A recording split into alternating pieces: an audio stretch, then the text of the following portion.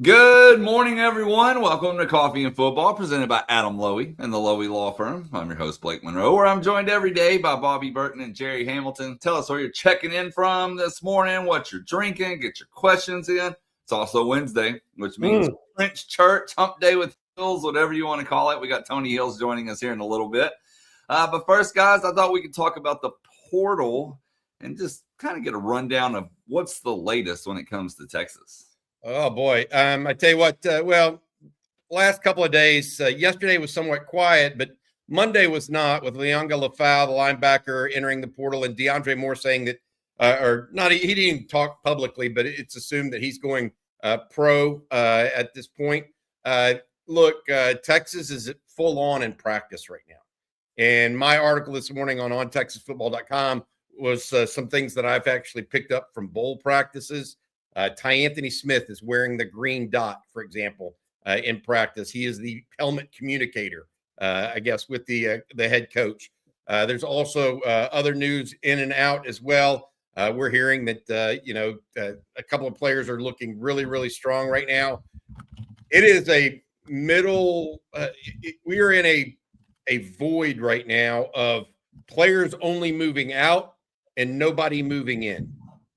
And so I feel like we're in this void right now, Jerry, where Texas is only losing players to the portal, but not getting in. And so that just reminds everyone, I say all that to remind everyone that the portal officially opens on January 2nd. So unless, and some people have asked, well, how are some teams able to take commitments right now? Well, the teams that are taking commitments are from Oklahoma State players. And Oklahoma State fired its coach and hired a new one. Yeah. And so they can go immediately. So the tight end from Oklahoma State, he committed to Alabama yesterday, for example. There's an offensive lineman that committed to TCU. That's how that works. Nobody else is able to actually go and sign players quite yet or get commitments. So that's where we're at right now in this kind of, I say void. What is a better way to say it? Calm before the storm? Yeah. Yeah. What to call it. By the way, not Texas portal related, but it'll be interesting. We follow all this stuff. Frank Wilson, the Ole Miss, will be interesting. He had a hand in recruiting a lot of kids at LSU. So he's going to be at Ole Miss now. Kevin Smith from Ole Miss, the running back coach from Ole Miss, expected at LSU. So there's still coaching stuff going on, Bobby, that could lead a couple of guys, 3 guys into the portal maybe unexpectedly. So we'll see where all this comes out. But the assistant coaches are still moving too. And some of those assistant coaches can be a little impactful. And we're not saying that has anything to do with Texas. Just something to kind of we're noting and following there, because Frank Wilson's one of those guys that has an effect on some kids. So it'll be interesting to see. We are well aware that Texas may not be done losing players to the correct. Yeah. I think everybody needs to understand that. We've got guys making NFL decisions. Trevor Gooseby is one of those, left tackle. Jack Endries, the tight end, is one of those. Trey Wisner, the running back. Lonnie McDonald. There are quite a few. And then you've got guys like Ryan Wingo, who clearly could command some stuff on the open market. I think that what we've got to be cognizant of and ready for, Jerry, is really trying to figure out who are these first group of guys. Obviously Arch Manning and Colin Simmons, first and foremost. Those are your, I would say, linchpins of a team, right? Your quarterback and maybe the number 1 defensive player in the country coming back next year. And then around those, you have this next group of guys that are really, really talented. You mentioned Jelani McDonald and Trevor Gooseby and Ryan Wingo and Trey Wisner. And then beyond that, there's guys that look like they're coming into their own. Xavier Filsaime, Cade Phillips, Anthony Smith, Brad Spence, Zena Umeozulu, Lance Jackson, Justice Terry, Brandon Baker. And so we're going to be watching all of that. I would not be surprised if 1 or 2 of those guys somehow leaked out of the program, if that makes sense. But you hope they don't, because as Texas tries to make a run for next year, I think they want to focus a lot on who's returning and who they can get out of the portal. Yeah. So we'll have to wait and see what that looks like. And the other thing, obviously, we cover on the back end of this is who's actually going to go in the portal versus the rumors of going in the portal. Yes. Because I always go back to 2 years ago, it was the Michigan defensive tackle, Kenneth Grant and Mason. They're going in the portal. No, they didn't. I mean, just start there and go down the list of every year at this time. And by the way, you know who loves all the chatter on message boards and chats like this about, ooh, this guy potentially could go into the portal? The agent loves it because the value of the player goes up. So they love this time of year. So I don't know if the value actually goes up. They think it does by making sounds, but I don't know if the people that actually have the purse strings think that way. Hey, you know what? Leverage is leverage. You can go to School X where your kid is now and say, look, man, I'm being contacted by here and here and here, and they're all talking about it, and all talk though doesn't necessarily change the purse strings. Yeah. The people that have it. Hey, I need to say thank you to our sponsor before we move forward. That is Adam Lowy and the Lowy Law Firm. Excited to have Adam back. He has just agreed to sponsor us again next year. So thank you very much, Adam, for your sponsorship of On Texas Football and your ongoing support. And thank you for what you do for others who've been injured in a car wreck, truck wreck, automobile accident of any kind. From 18-wheeler to ATV, Adam and his firm have been helping injured Texans for 20-plus years. If you've been injured in a car wreck, make sure you give Adam and his group a chance to give you a call or talk with you.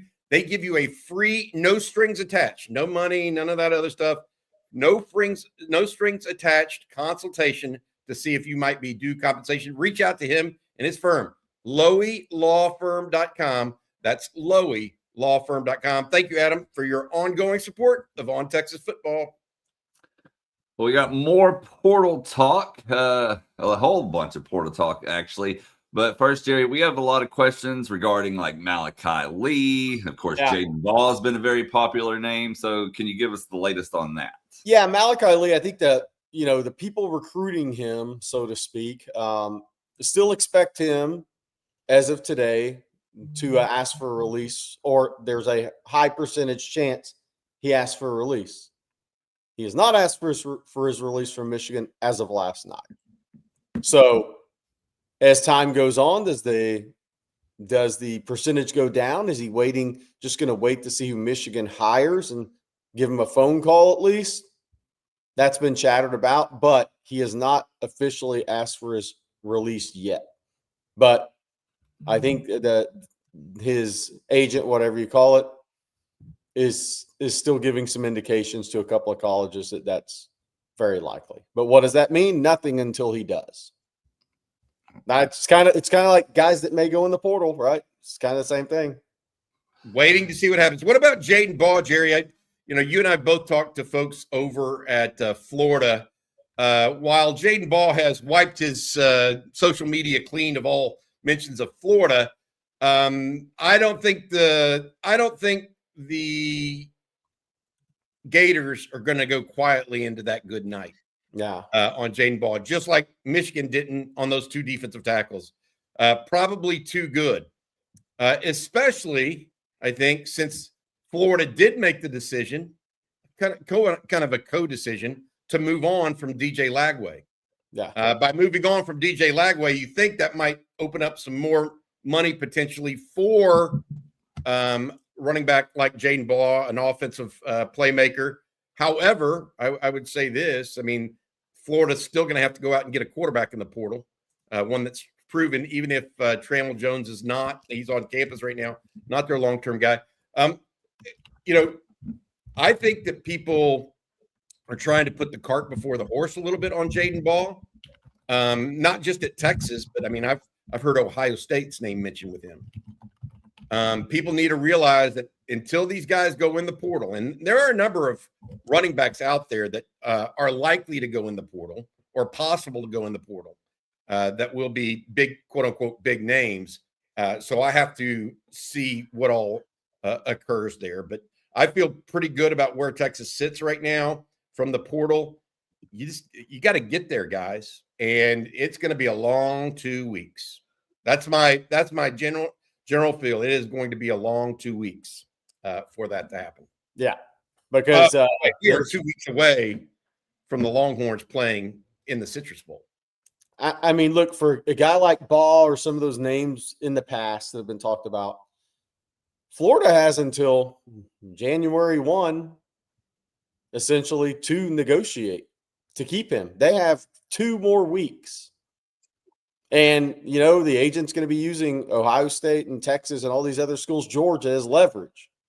So Vernell Brown's asking for big money, the freshman receiver. Big money. I don't think he scored a touchdown last year. He's a damn good player. Was hurt late in the year. So there's some juggling that Florida's going to have to do with those 3 offensive players. It'll be interesting to see. And CC fan club president said, breaking, some players may enter the portal. That's the way the agents like it.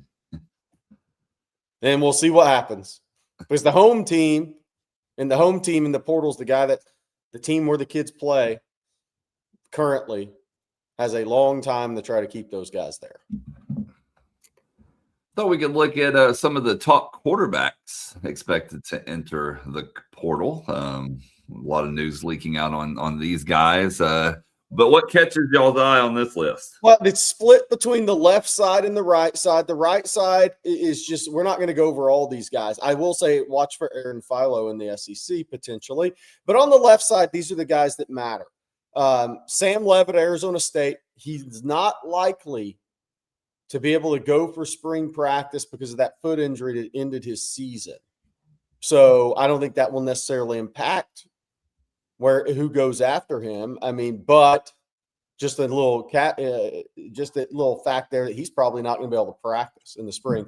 Sorsby, obviously, Bobby, there's a lot of Texas Tech talk with him. His girlfriend transferred there. Mestemaker, very talented kid.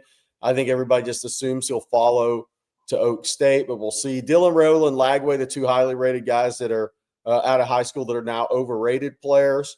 Lagway, that the price tag he had at Florida, if they're asking for anything close to that, it's very few suitors. Dylan Rowland, there's been a lot of Oregon chatter. I'm not saying he's going to Oregon. A lot of people think Dante Moore will go pro, and then Oregon may need to go portal. But why, if you're Oregon, wouldn't you bring Sam Levitt home? In that case, I mean, Sam Levitt's a much better player than these last 2 guys. It's not even close. Yeah, I'll just say this as you look at this list, that group, Levitt, Sorsby, Mestemaker, I think are better than the next group, which is Raiola, Lagway, and Childs. Yeah.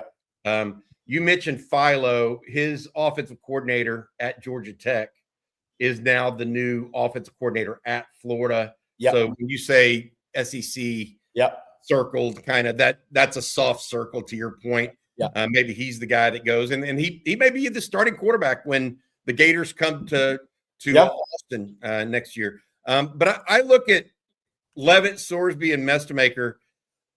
Who's going to go to Texas Tech and who's going to go to Indiana? Yeah, exactly. I mean, and is Oregon really in play for another quarterback, or are they going to go with what they have on the roster, which I think is Achilles Smith's son? Yeah. And I don't know the answer on that third one, but what other major teams? Miami, LSU and Miami. Okay, and Tennessee potentially. So, but for example, Tennessee potentially. Interesting. Because I think their quarterback's in the whole Diego Pavia trying to get an extra year deal. But so Tennessee may be in the market as well. I'm thinking Ole Miss. What if Trinidad Chambliss jumps in? It goes to LSU. Then LSU doesn't really need a quarterback, but Ole Miss does. Yeah. I feel like we're looking at it, and Arizona State already has their quarterback for next year. They've been playing him, I believe. I don't know. I mean, I'm looking at this, wondering how this all goes back. Also, what happened? The quarterback at USC yesterday said he is returning to school. that blocks a highly ranked quarterback. I think the number one quarterback in the country last year that committed to USC. That blocks him for another year. So does he transfer? I don't know what to say. We'll see what happens, but I'm intrigued by all of this because it is musical chairs at the number one position in college football, right? And I think that Texas needs to be thankful that the Longhorns are in the situation they are with Arch Manning, and with KJ Lacey even right now, because he is apparently not popping up on any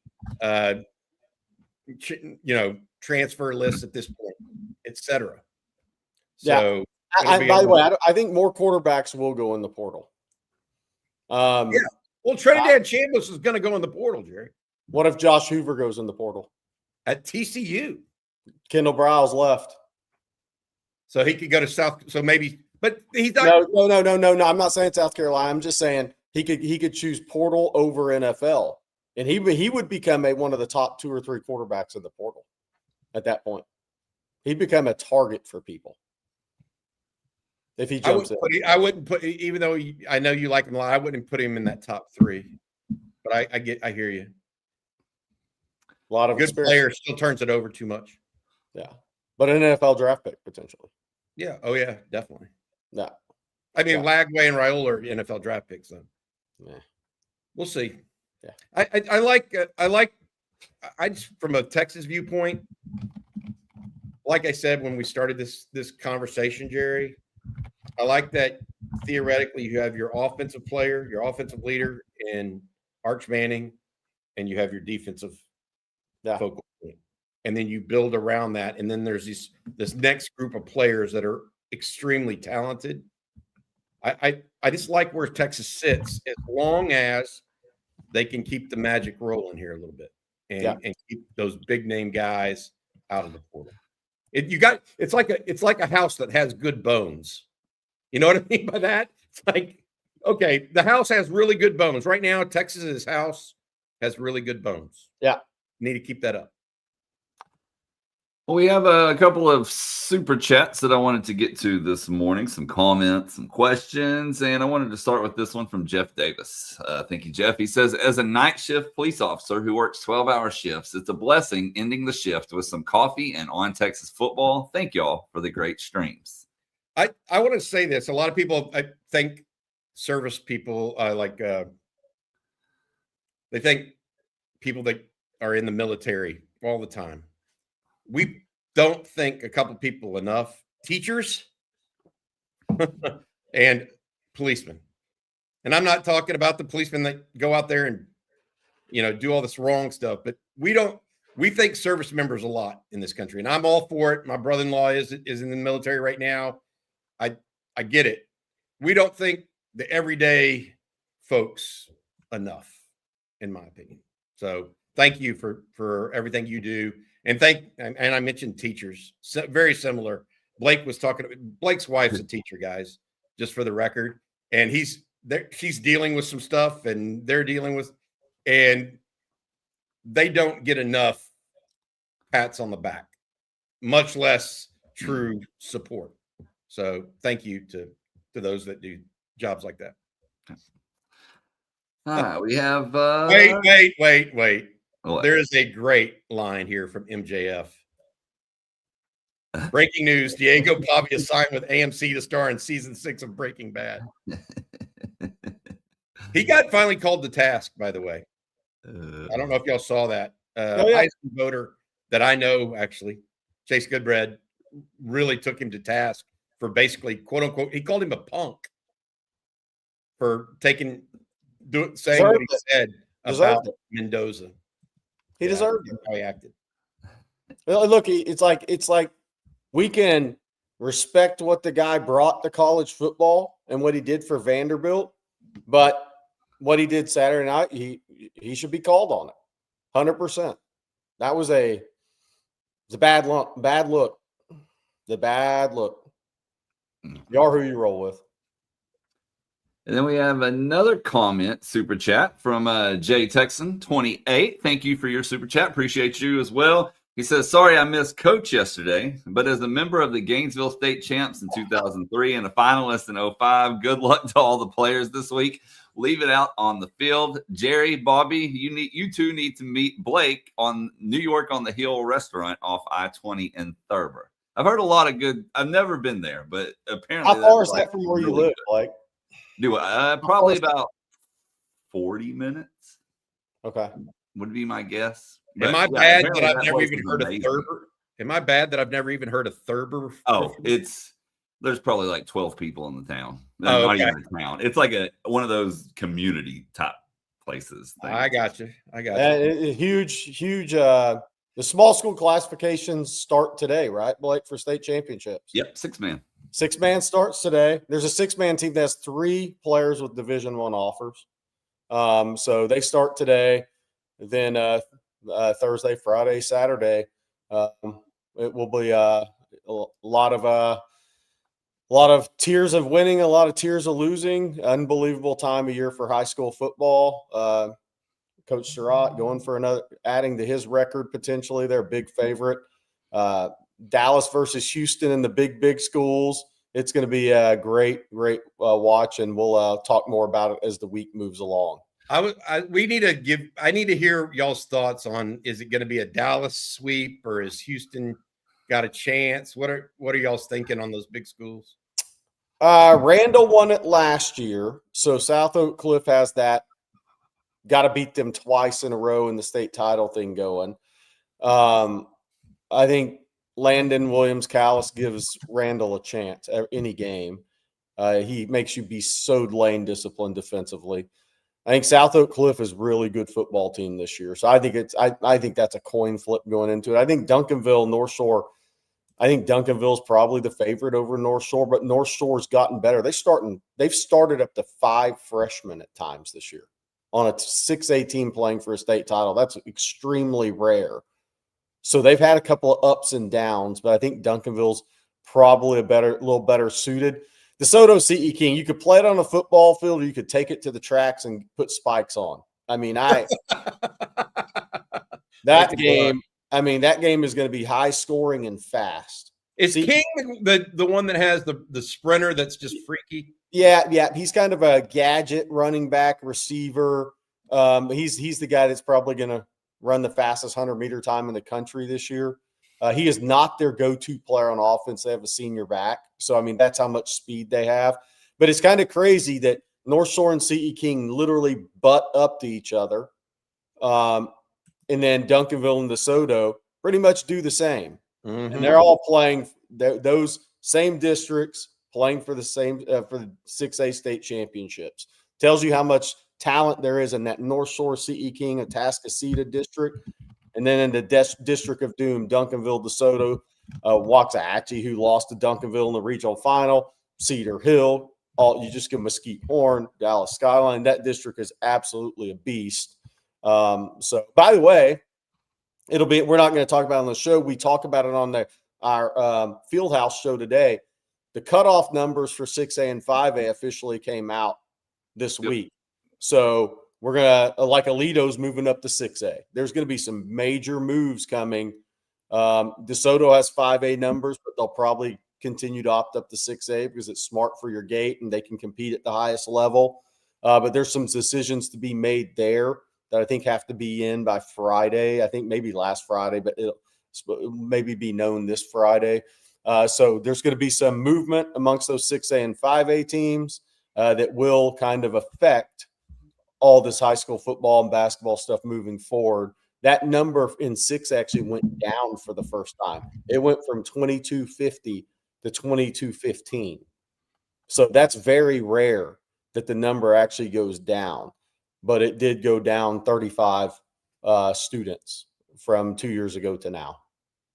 I want to say this, that 5A Division I game between Smithson Valley and Frisco Lone Star. There's always one team kind of down near San Antonio that kind of sticks out for about a decade or two. It used to be Converse Judson, right? Smithson Valley is now that team that seemed to. It was Cibolo Steel for a little while, right, Jerry? Yeah. Smithson Valley's now been that team for a good decade, right? Yeah. They're that team down there that kind of weaves their way through and finds themselves in state title games. Yeah, and Larry Hill, the longtime coach there. This is a Carl Padilla stat, by the way. Does a great job with the Padilla poll. I think Larry Hill's lost the state championship on odd years, so not good if you're a Smithson Valley fan. It's 2025. Yeah, and Lone Star is really talented. Like the sophomore quarterback, and then Davion Gross, those two guys. But the sophomore quarterback has 3,970 yards passing, 1,700 yards rushing. Then Davion Gross I think he averages about 200 all-purpose yards per game. And Alito was really good on defense. And late in that game, Alito was gassed. And Frisco came back from 17 down, I think it was, to win that game. I think Lone Star is going to have too much for Smithson Valley. But the thing you never know in these games, somebody gets hurt, how it impacts a game. Special teams can win you and lose you a game. I think Smithson Valley is going to have a lot of things go their way. We're going to have Tony Hills join us here in just a moment. But first, Bobby, we need to do a couple of ad reads, and I'm going to let you start with telling everyone about Warby Parker this morning. Yeah, I could do that. I use them literally daily. As soon as I get off this show, and I have to actually have progressive lenses because I don't see well far away, I put on my Warby Parkers. If you're like me, when it comes to eyewear, you need a high-quality, easy solution that's also affordable. That's why I use Warby Parker. Easy, affordable, and the selection just can't be beat. Glasses start at $95 and include prescription lenses with anti-reflective scratch-resistant coatings. Add a pair and save 15% when you purchase 2 or more prescription pairs of glasses or sunglasses. Free shipping and free 30-day returns. Warby Parker has more than 300 locations nationwide to help you find your next pair of glasses. But you can do what I did and head over to warbyparker.com/ontexas right now to try on any pair virtually. It's a really cool feature. Upload your photo, or you don't even have to upload your photo. Just use your camera. They'll make you go through the list of possibilities for you. That's warbyparker.com/ontexas. warbyparker.com/ontexas. And Duck Camp. I couldn't hear you. Oh, I'm sorry. Duck Camp. Oh, Duck Camp. Look, Duck Camp is a gear that I've been wearing all season long and will continue to. It's not just for summertime. It's not just for fall. It's also for winter. They've got great hoodies. They've got all kinds of apparel, long sleeve, sweaters, etc., vests that I wear a lot in the colder parts of the year. Duck Camp makes gear for the folks who live for being out there, born right there in Austin, Texas. Duck Camp builds best-in-class hunting and fishing apparel that works just as well for a full day in the field as it does for a long day of tailgating. From sun protection shirts to vests that keep you nice and warm, to their iconic game series hats that feel like instant classics. You'll see me wear them here on the show all the time. Duck Camp is ready for all seasons, hunting, football, fishing, and every season in between. Get out there, stay out there, and hook them. Shop Duck Camp at duckcamp.com. Christmas special for On Texas football users. Use the code ONTexas25 for 25% off. That's ONTexas25, all one word, capital O, capital T, ONTexas25 for 25% off. And before we get to Tony Hills, I need to tell you all about AG1 real quick because it's a daily health drink that combines your multivitamin, pre- and probiotic, superfoods, and antioxidants into one simple green scoop. It's honestly one of the easiest things I do every morning to support my body. And this time of the year, it gets busy, and it gets busy fast. There's travel, long days, holidays, family stuff, and routines can get thrown off. And that's where AG1 helps me stay consistent. I drink it first thing in the morning while I'm getting ready for the day, usually before I have my coffee here on Coffee and Football, and it helps fill common nutrient gaps and supports gut health, which is huge for me when life gets hectic. AG1 Next Gen has more vitamins and minerals than ever, and it fits perfectly into my routine. They've also got multiple flavors now, including original, citrus, berry, and tropical. And right now, they have their best offer ever. If you head to drinkag1.com/ontexas, you'll get the welcome kit, a morning person hat, a bottle of vitamin D3 plus K2, an AG1 flavor sampler, and you'll even get to try their new sleep supplement, AGZ, for free. It's been a game changer for my nightly routine. It'll help you out as well. Again, that's drinkag1.com/ontexas for $126 in free gifts for new subscribers. And with that said, good morning, Tony Hills. How y'all? This is what I call a classy hoodie look. Because I'm seeing Jerry trying to take my hoodie style. I'm not today. I can't compete with that. This is the classy hoodie look. Notice you got the Warby glasses. What y'all call them? Warby Parker. Yeah. Warby Parker glasses. Okay, this is the after Warby line right here. Y'all got to get some of these. I'm going to one-up you next week unless you bring a oatmeal cream pie on the show. See, I'm going to have double fist them next week. You better bring your game. All right, I tell you what. It's so funny that you mentioned the oatmeal cream pies, Jerry, because, see, Blake, he's over here being all healthy with his AG1, but I have you know that I have BH2 inside those oatmeal cream pies. That's one letter and one number better than AG1. So here you go. Here you go. What's happening, OTF? We here, baby. What's good? Talk to me. Well, Tony, look, we were just actually talking about the high school football playoffs, and we were talking about the portal. You watched the Texas offensive line all year. I did. Okay. As if you were, I don't want to put you in the coaching position necessarily, but if you were in the personnel department, what do you think Texas needs in the portal? Based on what you've seen, strictly on what you've seen. I know you haven't been to practice and watched all the backups. And what do you really think Texas needs in the portal on the offensive line? I haven't been following. Did we lose Robertson? We don't know yet. Okay. If we don't lose Robinson, then it's guards. It's guards. Because the reason being is because I like our tackles. Like, again, if you go back and you look at the grades of our tackles, the grades were solid, and they're only going to get better, right? They have a full year underneath their belt, the continuity that they have within in the offense. Obviously, we saw how the line got better when we moved Robinson in as the starting center. We moved Hudson over to left guard. So it shows you that the weakness is at both the guard positions. We're losing a lot of experience with DJ Campbell being lost. We're losing senior leadership with Hudson being gone. And honestly, I don't want to see a developmental player there. I want to go on the portal and I want to get proven guys and give some of those developmental guys reps throughout the season. But I don't want to have to count on them moving into the season, because we already saw where they were at their progression at that particular point. But that's where I would go. Yep, guards. What kind, and specifically go a little bit further than that for me, based on what you know Sark does. Yeah. What kind of guards do you want? Like, do you like? And I'll say this: do you want the Hayden Connor type, which is not necessarily a people mover as much as he is finesse is not the right word for a guy that's 330 pounds. But, you get my point. He's more of a shielder than a people mover with his quickness. Yeah. But you want more of a DJ Campbell that can have some nastiness and be a little people mover. What do you want? What type of guards do you want? Yeah, anytime we're talking about guards, you want a DJ Campbell type, right? Specifically because of what we want to do on offense. And when I say DJ Campbell type, we're talking about a guy, yes, he can move people, but he's athletic enough to be able to stay in front of people in pass protection, right?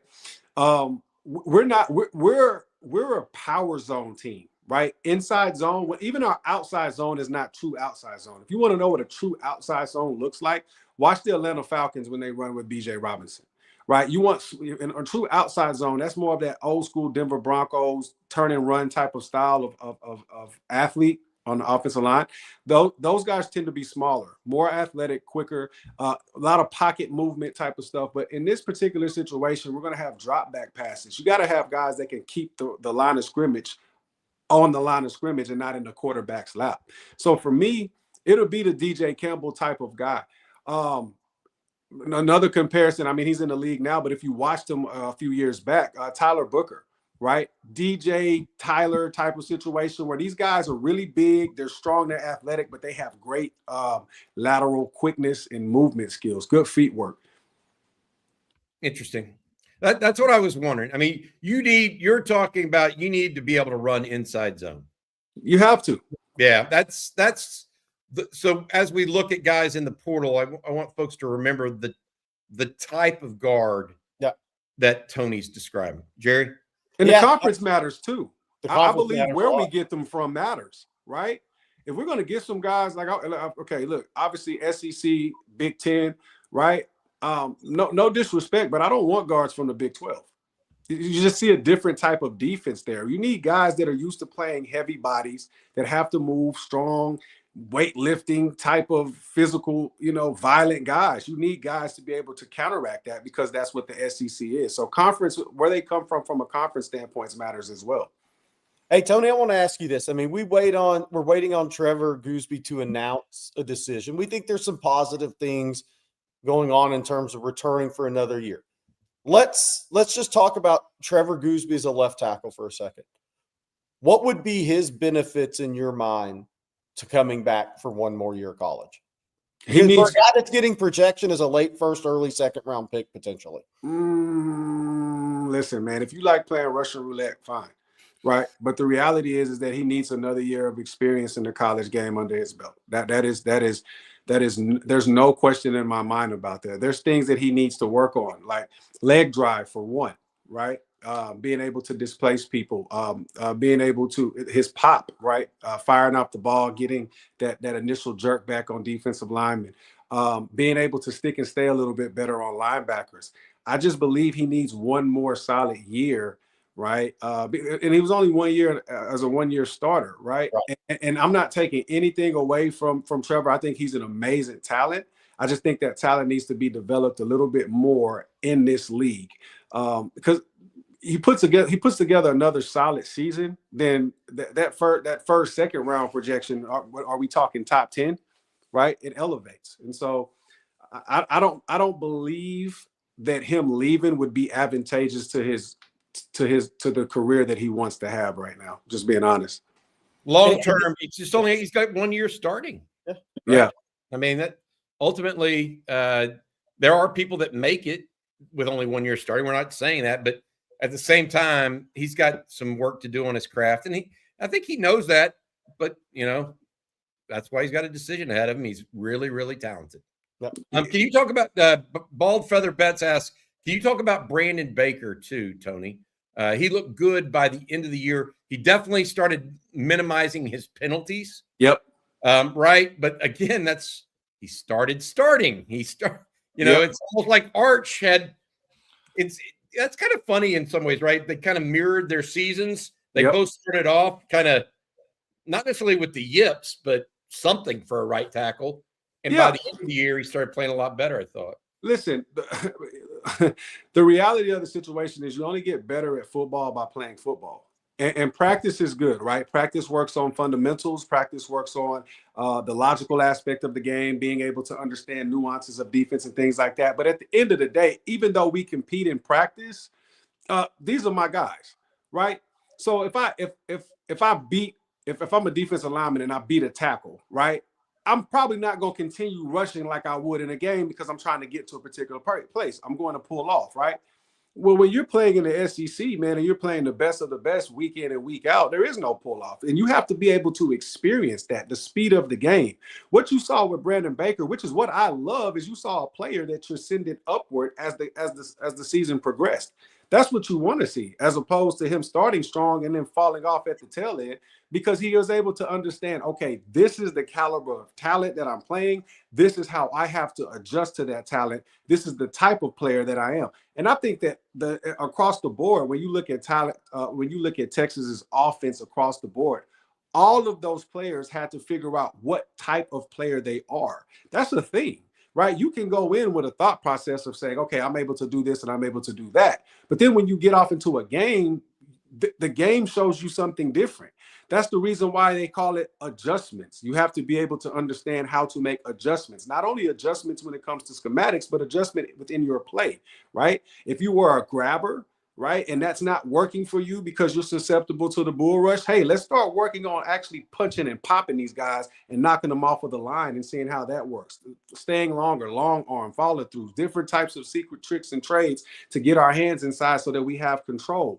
Like there's all different types of like movements and things that I've learned as I got older in the game, right? For instance, I was taught on a backside cutoff, you want to drop step and get your backside shoulder underneath the defensive lineman so that we can create that backside cutoff, right? Well, guess what? When I got to New Orleans, I met a young man by the name of Terrence Smith who showed me, hey, man, when those guys get upfield, you can just hook them and they'll go around you. Boom, same thing. So there's certain things that you learn as you elevate through the game and you play the game. And then you're not going to be the same player that you were before going into this season. Right? Because now I'm not thinking so much. I understand exactly what needs to get done when I hear a play concept. So now I'm thinking about my technique on this particular person. What type of player is he? What did I study? Right? Did I see that this guy was a speed to power guy on pass rush? Did I see that this guy's really a whole point guy on the run game? Does he get greedy and try to make plays? Is there certain things that I can do body movement wide to get him out of his gap so that we can have better run plays? Like all of these little nuances are the game within the game, which is why I believe Trevor needs to come back. To answer the question of Baker, I think he elevated himself, and I only look for great things moving forward. Hey, Tony, I got a question. I think this is I don't know if I should ask you this, but I am. It's always a good way to start, right? I love it, man. That's like, hold on now. Hold on. Bring it. I want you to put yourself in the position of a senior that that is going to be an NFL draft pick and has a decision to make. Do you play your last game in the Citrus Bowl or a college bowl game that's not a playoff game? Yep. Or do you sit it out? If you put yourself in that position now, where would you come out? I know it's easy. It's easier for you to answer because you're an NFL vet, and you're not 22 and 23 and have an agent in a year. But where do you come out on that? I believe it's subjective, right? If you're positioned as a top end pick, I don't know if you risk it, right? Because if they're projecting you at that particular level, then they've already seen what they need to see in game time situations. At this point, it becomes the eye candy test. You need to start getting yourself ready to prepare. If you're more of a fringe player, third, fourth, fifth round guy, sixth, seventh round guy, or even undrafted free agent, this is another opportunity to show why you should move up in the eyes of these scouts, right? So it's not a one-way answer, Jerry. It's subjective, predicated off of what these individuals are as it pertains to their grades, right? Now, if you're talking about me personally, I've only been taught one way. Shout out to Mama Lemons. You have to finish what you start, right? And so I'm playing because I made a commitment to the University of Texas to give my all and to play every game that I was afforded. So I'm going to do that, right? I'm not worried about injury. I'm not worried about draft stock or anything like that. Like at the end of the day, my path is already written through God's pen. So however it's supposed to shake out, it's going to shake out. But I'm going to compete because I'm a competitor and I played the game because of what the game gave me. That's my personal opinion. Tony, what's interesting, you say it's subjective, and I completely agree. I mean, that's reality. You have guys like DJ Campbell and Cole Hudson, guys that, are going to play out there. Jack Endries at tight end, likely going pro, but hasn't announced anything yet. And then you have the other side of the ball, and this is what's shocking me right now. Texas has 7 defensive starters out for the game against Michigan. Yeah. I mean, and by the way, the line has moved further in favor of Texas. Make that make sense. I mean, it's gone from 4.5, I think, at the open to 6.5.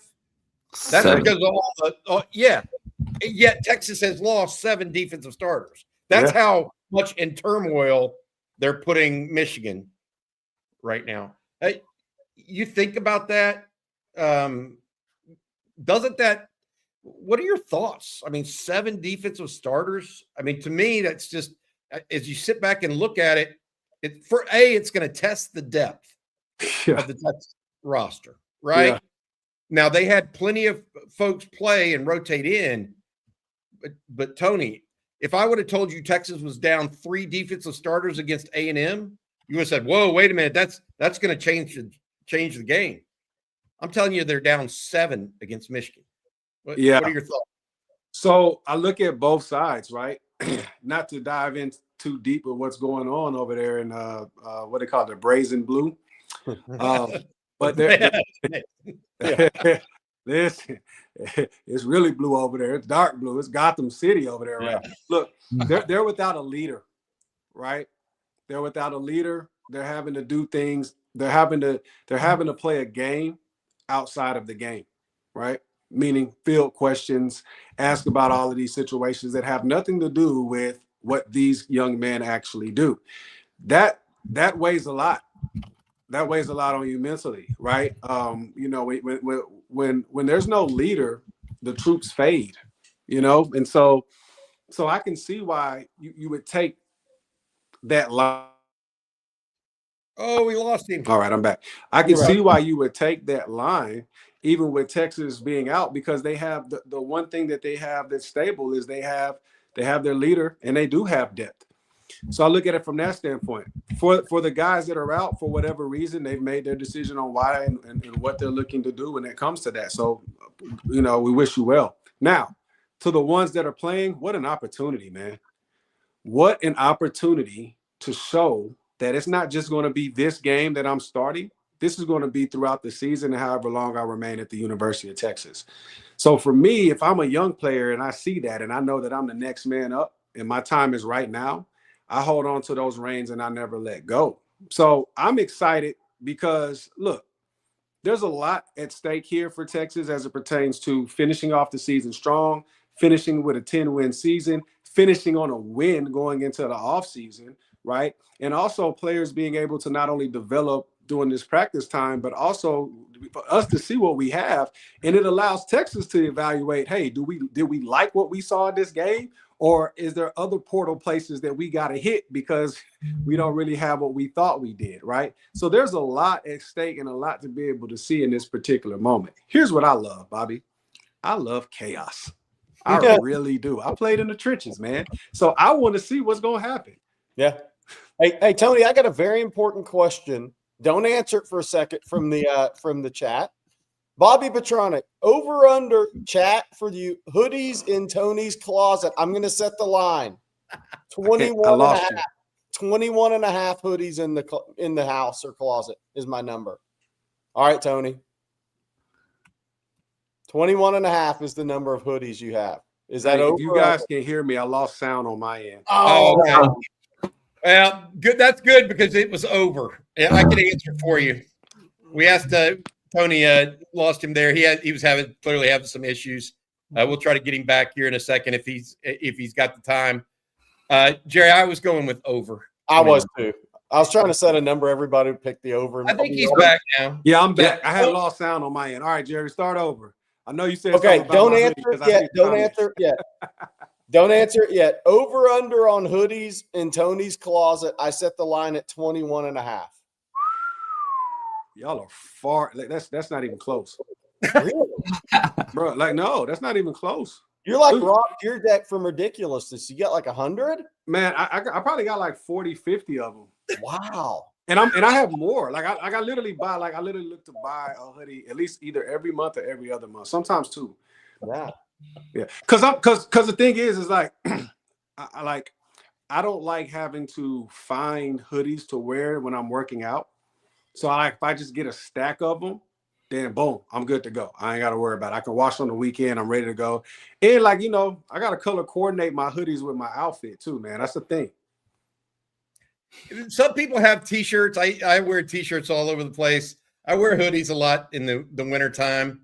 But Tony's got a style. He's got an ethos to match. Tony, thank you so much, bud. We appreciate you and appreciate you joining us on Hump Day with Hills. Trench Church, whatever we want to call it. Oh week. man! Oh, we got to read. That's a good. I like that, Bobby. Oh, wait a Trench minute, Church. Bobby! You might have done something. Yeah. Hey, we'll see you a week from today. It'll be Christmas Eve, man. Hope you have a good one, buddy. Take care of yourself. Appreciate it, guys. Hook 'em. Later, guys. All right, later. Good stuff. Always enjoyed Tony, man. Fresh perspective, honest as the day is long, and cares about the Longhorns. Trench Church is a good one, Bobby. That was good. That could be a show, period. There we go. What do we got next, Blake Monroe? Well, we got some super chats we need to get to, but first, I got to tell everyone this morning about PrizePicks because we make decisions daily. But on PrizePicks, being right can get you paid, and it's simple. You just pick more or less on 2 to 6 player stat projections. If you get your picks right, you can cash in and win up to 2,000 times your money. It's the best way to get in on sports action in more than 40 states, including California, Florida, Georgia, and of course, right here in the great state of Texas. And this week I have Dante Moore to have more than 1.5 passing touchdowns, Jean Mateer to throw an interception, and Miami wide receiver and Malachi Toney to have more than 69.5 receiving yards. You can make your own picks in less than 60 seconds. Turn your sports opinions into real money. Download the PrizePicks app today and sign up using code ONTEXAS. They're going to give you $50 in lineups after you play your first $5 lineup. Again, code ONTEXAS to get $50 in lineups after you play your first $5 lineup. And that's PrizePicks, where it's good to be right. And something else that's good is Aura. Because if you're anything like me, every year there's the one person that you can never shop for. But this year I'm skipping the chaos. I have it covered. Aura Frames is my last-minute lifesaver. It's the one gift that actually feels personal. You can preload it with photos before it even ships, add a little message, and it shows up ready to go. You can even keep adding photos and videos from your phone all year long. It's literally unlimited. You just connect the frame with the Aura app and then Wi-Fi, and you're all set. And for a limited amount of time, you can save on the perfect gift by visiting auraframes.com to get $35 off. Aura's best-selling Carver mat frame. It was named #1 by Wirecutter. Just use promo code ONTEXAS at checkout. That's Aura Frames, AURA frames.com. Code ONTEXAS. Now remember, this deal is exclusive to listeners. Frames sell out fast. Order yours now to get it in time for the holidays. Support the show. Tell them On Texas Football sent you. And somewhere Jerry Hamilton will send you is Hay City Store. Well, we're about to coming out of this ad break. We're going to talk about the college football playoff schedule. I've got a great place to go watch A&M lose to Miami this weekend if you're up for that. It's Hay City Store. There are very few restaurants that what you go to, you immediately know they're just special. Hay City Store is one of those places. It's scratch-made Texas comfort food. They've got their famous truck stop enchiladas, award-winning chicken fried steak, and homemade desserts. All of it absolutely delicious, and all of it from scratch. There's also live music 6 nights a week with 50 beer taps, ice-cold long necks, and tasty margaritas. There are 13 TVs alone in their ice house, perfect for game days, college football playoff Saturday. And they even have brunch served from 10 a.m. to 3 p.m. every Sunday. Hay City Store is dog-friendly, and they have a tree net for kids, too. Maybe try to put the dog and the kids in the tree net and see what happens. Join the folks out at Hay City Store and bring the whole crew. For more information, check out the website at haycitystoretx.com. Hay City Store, it's uniquely Texas, and a cool spot. Love that place. Great place to hang out. Me and my wife, Jenny, went out there Sunday after the Arkansas game and hung out in the ice house area. They just watched football, Awesome. ate some food. Good time. Live music. It's a great spot. We've got some news to share that just came in while we were doing those ad reads.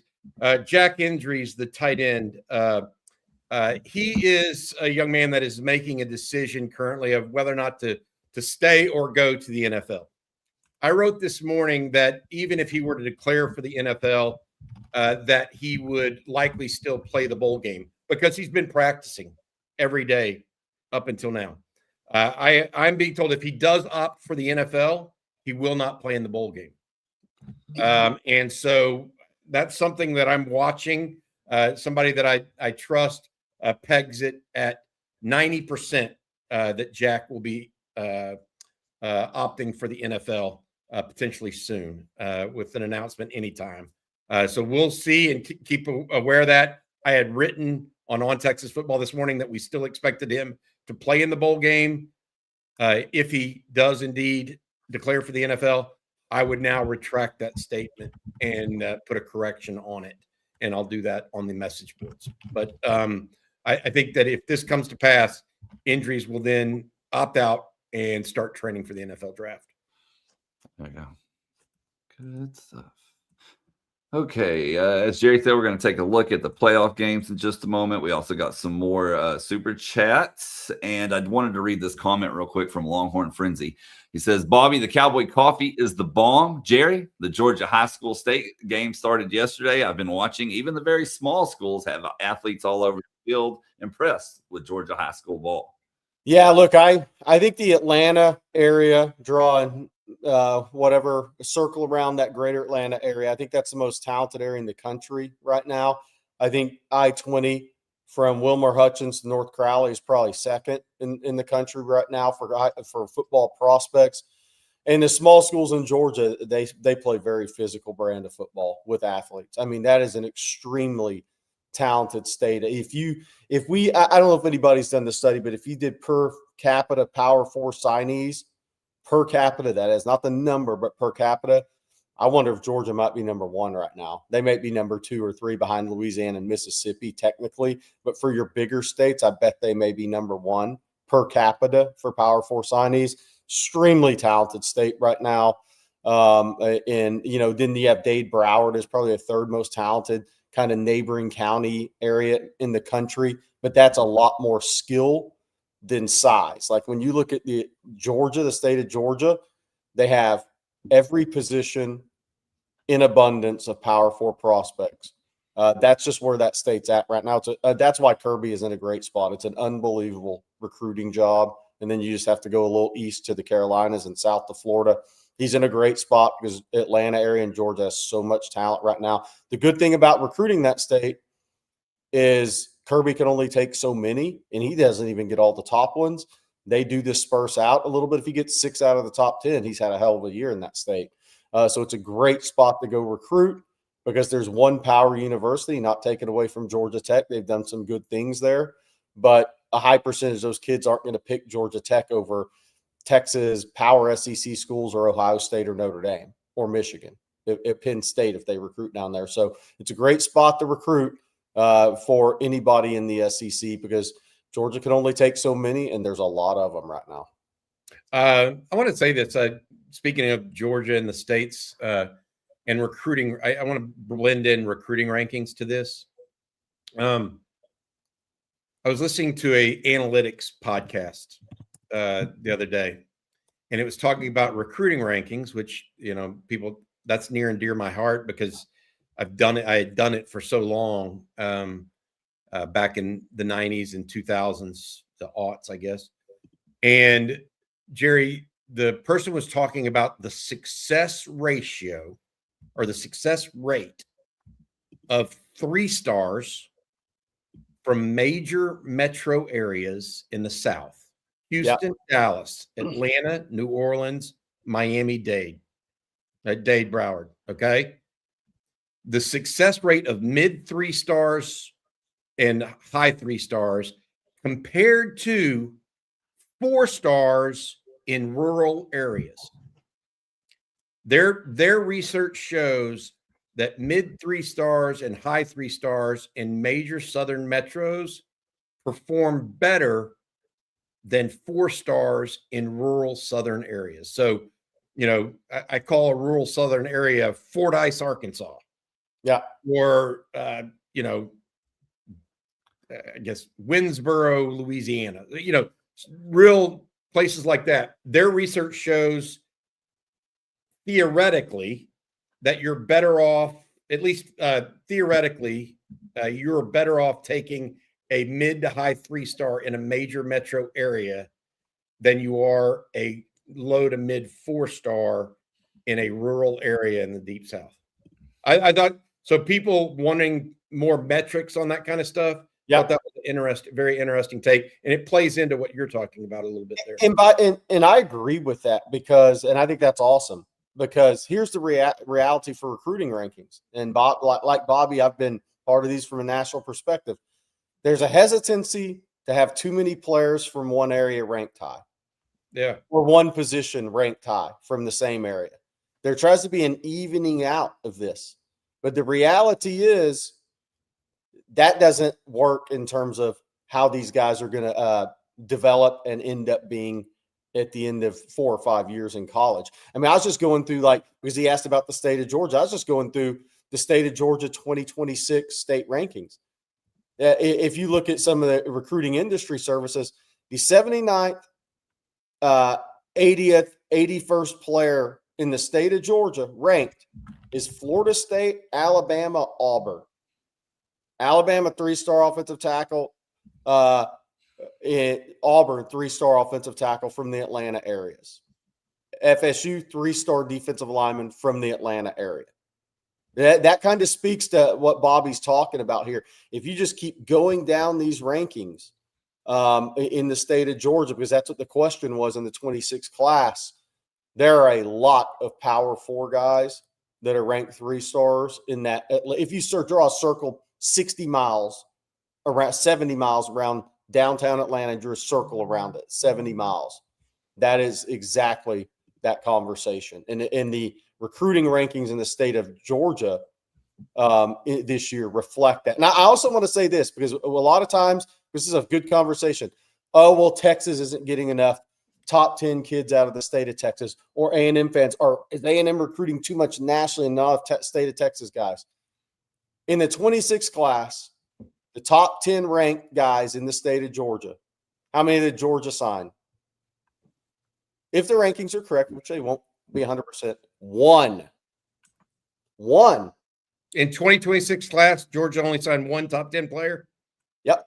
If you go by the rankings, they had 11 and 12 right behind it. So probably 2, maybe 3, who knows, right? But, you go down that 4, 5, 6 of the top 20 prospects in the state, according to the industry rankings, signed with Georgia. So for the people that are like, oh, Texas isn't getting enough kids from in-state, A&M's not taking enough, A&M fans, are we taking enough kids from in-state? It's kind of all around right now. Like, if Kirby signed 6 out of top 10 in Georgia, he's had a hell of a year, because everybody in America wants those guys right now. Yeah. He didn't get Tyler Atkins or Nope. Justice Terry. Nope. Just putting that out there. Nope. And look, I mean, you look at those guys, that ranking, LaDamian Guyton was a 27 going to Tech, reclass of 26, Xavier Griffin, the linebacker, Bama, Jordan Edmonds, the corner from Sprayberry and Marietta, Alabama, Jamarion Matthews, the D-line from Gainesville, Alabama, Deuce Gerald's a D-lineman, LSU, Bryce Perry Wright, A&M, Aaron Gregory, A&M, Braden Rouse, linebacker, Texas, tried to get Tennessee. All right, Joel. Let's see. I am about to have to head out to catch my son's Christmas party, but I did want to do the super chat before we go here from Maddie M, or formerly Maddie M. Good morning, all. With the upcoming high school championships this weekend, do you have a favorite or most unique mascot in your years of visiting high schools? Maddie M says that they grew up in the Valley and played the Greyhounds and the Cotton Pickers. Hook 'em. Merry Christmas. What a question for Craig Way if he was on with us right now. Yeah. I always wondered why the Galveston Ball was the Tornadoes. Shouldn't they be the Hurricanes? Hurricanes spin off Tornadoes. Yeah, I know. I'd be the Hurricanes.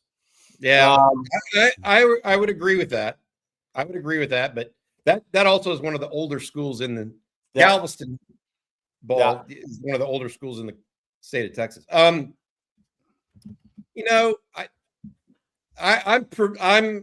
am partial to the Port Lavaca Calhoun sand crabs. So that is my favorite, and I have been to the high school. So long time ago. I mean, look, the obvious answer to me has always been the Winters Blizzards.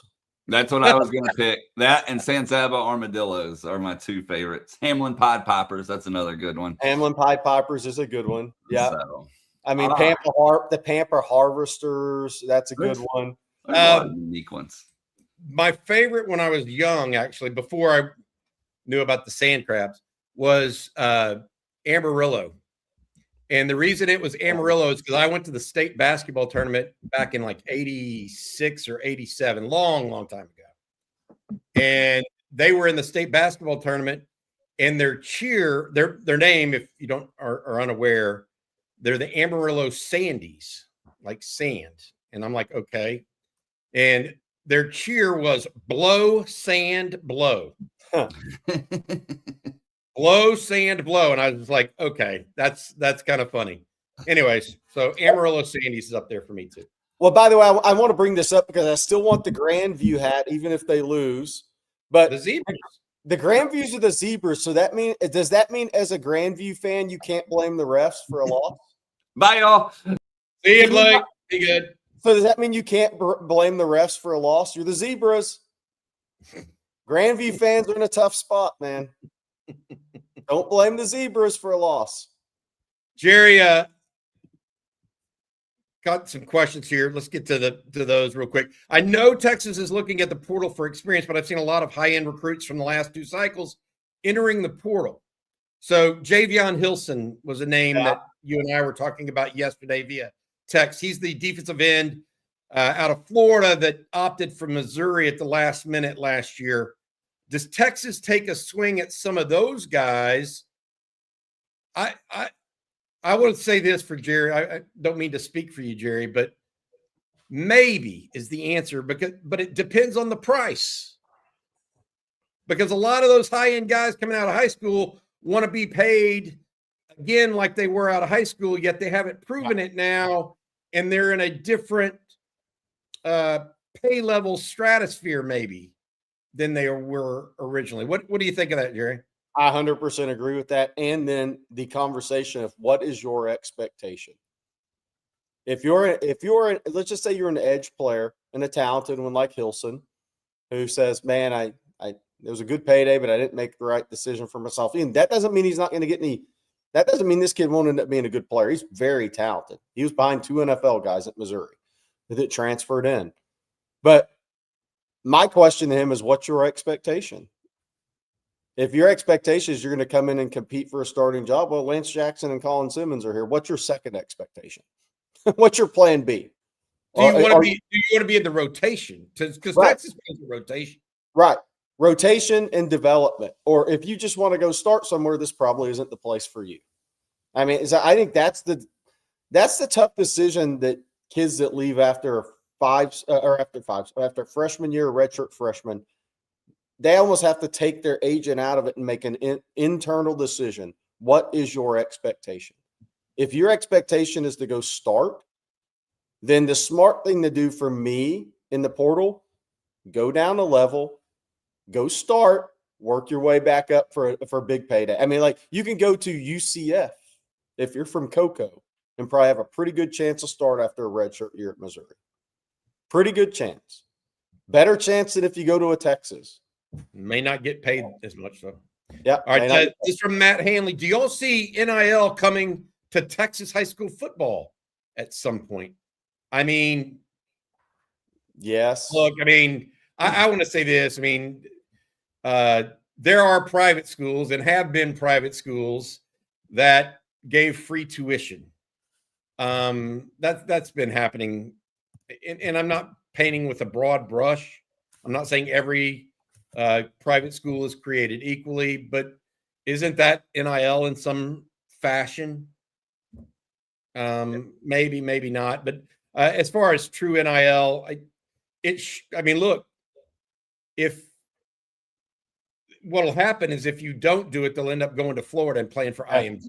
100%. So, I mean, you got to in basketball. It's happening in basketball. The receiver from Tennessee apparently got $400,000 this year to work with Adidas. Yeah. I mean, and he's from Hattiesburg, Mississippi. If that young man were in, Duncanville or Katy or whatever you want to in state of Texas, where he would just move to IMG. Before we get to this question, I think the tough thing with that discussion is, okay, so let's say after you turn 18, you can make NIL money as a high school athlete in Texas. Well, that just takes recruiting in the high school level times 100. Because then you're going to be forced to pass a one-time transfer rule, essentially, is what's going to happen. Because how are you going to battle all of this? So there's things that come with that decision, because there's going to be certain South Lake Carroll, for instance. You think they couldn't, from an NIL perspective, within their community and businesses, attract some really good players? The answer is obviously yes. So what do you do? I mean, how are you going to handle all the people that want to transfer in there? If they do that, this is secondary. I mean, this is education first. I mean, at the high school level, they start doing that. They're hurting their own kids that pay taxes and live in that city. Yeah, that's all I'll say. Slick Rick, how many more games would we have won if Pete Kwiatkowski wasn't scared to send the dogs? We saw it in Hill's sack count and Simmons dropping back into coverage way too many times. I would replace PK with Jim Knowles. Well, Knowles is now at Tennessee, so I think, Slick Rick, I'm going to be honest with you, 0 more games. I don't think they lost any games because of defense this year. Name me one. They couldn't. I mean, Florida beat them physically. It wasn't about dropping into coverage. They beat them throwing the ball. And when they did, I 0 more for me. I know people would say, well, we would have been more. Bring the dogs against Georgia, and they still ran the ball down. And they play action pass and bootlegged, which is exactly what they would have done even if you're bringing the blitzes. So I disagree with the defense being the issue. Texas lost 3 games, one of which they gave up a total of 14 points. Yeah. I think Florida is the game for me. If you had said name a game, because of the way Ohio State and Miami had beat them previous. Yeah. Texas didn't do anything on offense early. Rocky Poor, what are the chances we land Honor? And I'm going to butcher his last name, but he is a running back athlete, wide receiver out of San Diego.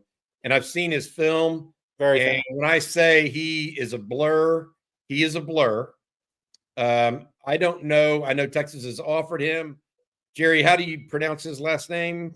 I have no idea. Okay, Fast. Honor fast. Honor fast. Texas involved, but I think other teams are too. Yeah. Southern Cal, certainly. Yeah, he put out a top 10 and had Texas in it. USC, bunch of all the schools you would name in the chat, just take guesses. They're on that list. It's a national recruitment, and he's an explosive guy. Half the people are recruiting him as a DB safety. So we'll be interested to see where he plays at the next level. He would be on an offensive player for me automatically. Having watched his highlight. Jeff says Summer Creek beat Atascocita and North Shore, 27 win over North Shore, yet they lost to CE King. What a district. Yeah, and that's what I was talking about with that's why Duncanville and North Shore is going to be so interesting, because North Shore, like I said, and Carl Padilla talked about this. It's our Fieldhouse edition, state championship edition comes out today. They've started as many as 5 freshmen on a 6A team at times. I mean, if you have a great player, you have a freshman start. It's very rare at a Duncanville, North Shore, DeSoto level program that you have 5 freshmen. So they got a great freshman class, number one, but 5 freshmen starting on a team that level. So North Shore's had a little more ups and downs this year. We'll see. Defensively, they played extremely well last week. We'll see if they can slow down Duncanville enough, because Duncanville's also good on defense. I think Duncanville, North Shore may be a little lower scoring or a lot lower scoring than DeSoto, CE King. But it's a hell of a district. That's going to be a whale of a district in track too, by the way. Whale of a district. Summer Creek has some guys that can roll too. I tell you what, if you haven't been to Houston in a long time and driven around Houston, you go around the Beltway from North Shore all the way to Intercontinental Airport, basically that area. That place has grown so much over the last 20 years. It's phenomenal. Yeah. And that's where that's what feeds those schools, those areas. Derek, thoughts on Utah's private equity deal, $500 million to buy a percentage of the Utah athletic department. This happened, I believe, or was announced either on Sunday or Monday. I've talked to some folks about it. There are other deals out there currently being constructed. I don't see Texas doing this, and so I've had a Texas focus as opposed to a NCAA as a whole focus. I don't see Texas under Kevin Eltai going in this direction. Now, because I think that ultimately you're giving up part of why does a private equity firm put money into a business? Because they think they can make more money long term out of it. So if you don't need a cash infusion, and Texas does not need a cash infusion currently, why would you give up some of your long term value? And the answer is you wouldn't. So these private equity infusions are for schools that think they need cash infusions. If that's why, and frankly, that's why USC and Michigan balked at the idea of the Big Ten doing a private equity deal, because they didn't need cash infusions. You know, there are some other issues that you get into with private equity deals with private companies owning portions of public trusts. And I see college football largely as a public trust, even though it's a multi-billion-dollar business. Kind of off that, Tetapari didn't Pitbull buy a college football team or stadium. He bought it's FIU's old stadium is now it has Pitbull's name in it. Yes, that's where they played the state championship games this past week. All right, GH, your point on UGA getting Georgia kids. Why is Louisiana different with LSU? Quick look at 2026 for Florida. Louisiana is the one team that seems toward. It is. I'll say this: it is a one-state school. Or a one-school state. So Georgia has Georgia Tech, which is in Atlanta, big-name school. Florida has Florida State, and Miami, not including the directional schools. Texas has Texas and Texas A&M, right? All those other schools you're mentioning are states. They have multiple teams that are power conference teams. Louisiana is the only one that doesn't have multiple power conference teams. Yeah, and I think when you go around the state of Louisiana, I think there's more pressure to stay in state and go to LSU than any other state I've worked in this business. And I'll say this: the fact that they've won 3 national championships since the calendar 2000 just enforces that for all the pressure to stay in state with 3 different coaches. Yes. The only guy that cracked it was Nick Saban at Alabama, truly. I mean, getting elite players consistently out of Louisiana. It was Nick Saban who won a national championship at LSU, and he had the ultimate trump card because he did it at LSU. So what are they going to say about Nick Saban, why you should stay at LSU?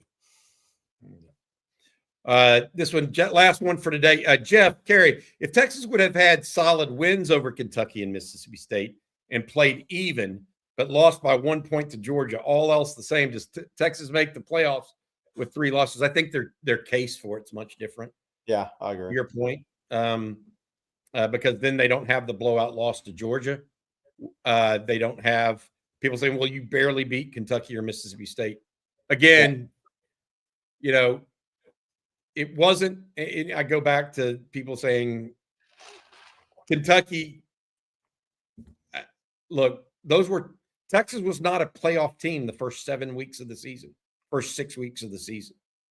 They ended the season a playoff team, in my opinion. It played out much like I thought it would. They would be a much different team at the end of the year than the beginning of the year. And if y'all didn't see it, I don't know what to tell you. Because Arch Manning looked a hell of a lot different against A&M than he did against Ohio State. Granted, Ohio State's got a better defense. But y'all saw a team grow up over time. The skill players grew up, not just Arch. The offensive line grew up, I thought, over time. All right, Jerry, before we say goodbye, we have got a couple of people we need to mention, one of which is Adam Lowy and the Lowy Law Firm. Thank you to Adam for his ongoing sponsorship, not only of On Texas Football, but also University of Texas athletics as a whole. reach out to Adam at loweylawfirm.com. That is loweylawfirm.com. If you've been injured in a car wreck, truck wreck, automobile accident of any kind from 18-wheeler to ATV and think you might be due compensation, Adam and his firm will give you a free, no strings attached consultation to see if you're due compensation. No strings attached. Just give them a call, loweylawfirm.com. They'll talk to you quickly. I also want to say this because my wife is busy playing elf right now around this house. We she put into the mailbox yesterday, I think 6 different orders. It is getting close to the end of Christmas time. If you want to make sure you get these before Christmas, we send everything first class postage. Make sure you check out shop.ontexasfootball.com. That's shop.ontexasfootball.com. Whether it's hats, mugs, or that coffee that Longhorn Frenzy was talking about as well, make sure you get it in there. All right, Jerry, anything else before we let folks go this morning? No, I think somebody said it in the chat earlier. Aaliyah Crump's getting closer to getting back on the court for the Texas women's team, who's ranked number 2. UConn's number 1. So I think that's some positive news for Vic Schaefer, like he needs a some. But yes, you want to have a fully healthy roster. You want to have both of your wing scorers back to maximize your team around Madison Booker and Rory Harmon and your big. So good news there. Texas men won last night. Obviously not a very good team. Shot the ball pretty well. One more warm-up before SEC play, Mississippi State. That begins January 2nd, I believe that is, in Austin. So hoops front there. We'll be continuing to monitor. Malachi Lee, what is he going to do? Portal, who from Texas may jump in the portal. Who are some more names that are going to announce they're going in the portal? And then some of those names you guys ask about all the time, who will actually go in the portal and who will not. Yeah, including Jaden Ball. Yeah. There's some reporting out there that now Florida feels that Ball might not be as in the boat with Florida as they once thought, as well as his teammate and running mate there at Florida, Jacoby Jackson, another running back. Obviously, Jabbar Jalouk coming over from Florida, the Texas new running backs coach. Could be something to watch there as well. We'll have that and more later today. Myself, Rod Babers, and Jerry will get together with State of the Program, and then we'll have the live stream again tonight to take more questions. Be aware, we also reported today, around 45 minutes into this program, that Jack Endries, the tight end, may be making a decision soon on pro or not pro. If he does indeed go pro, he is now no longer expected to participate in the bowl game, even though I was told as late as Monday on this that he would likely participate still in the bowl game. That is different now. So we're waiting to see if that is news that breaks today. All right. For Jerry Hamilton, as well as Blake Monroe, hope everybody is out there having a good morning and getting over the hump. This is Wednesday's edition of Coffee and Football, presented by Adam Lowy and the Lowy Law Firm. Guys, y'all have a good one. Hook 'em horns. We'll see you a little bit later today.